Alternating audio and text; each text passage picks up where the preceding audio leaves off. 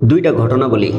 একটা হলো খুলনায় মসজিদের ভিতর ঢুকে গুলি করে দুইজনকে আহত করা হয়েছে এবং দুইজনই আশঙ্কাজনক অবস্থায় হসপিটালে আছে। আরেকটি ঘটনা হলো গিয়া আওয়ামী লীগ আমলের গুম খুন চাঁদাবাজি রাহাজানি করা নরপিচার পুলিশের সাবেক আইজিপি বেনজির আহমেদ দুবাইয়ে গ্রেপ্তার হয়েছে। একটি পররাষ্ট্র মন্ত্রণালয়ের বিষয়, আরেকটি স্বরাষ্ট্র মন্ত্রণালয়ের বিষয়।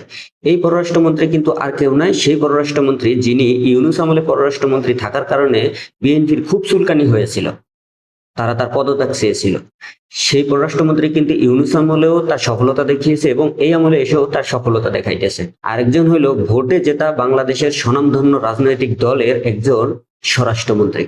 তিনি ক্ষমতায় আসার পর গত 3 মাসে অসংখ্য গুম খুন ধর্ষণ হয়েছে এবং দেশের কোনো সার্বিক পরিস্থিতি ঠিক আছে বলে আমার মনে হয় না। কারণ এমন কোনো দিন নেই যে দিনের ফেসবুক, ইউটিউব বা নিউজ পোর্টালগুলোতে গুম বা ধর্ষণের ঘটনা ঘটতেছে না। অথচ আমরা আশা করেছিলাম যে একটি রাজনৈতিক দল ক্ষমতায় আসলে সম্ভবত দেশ শান্ত হয়ে যাবে, যা পূর্বের তুলনায় আরো 3 থেকে 4 গুণ অশান্ত হয়ে গেছে।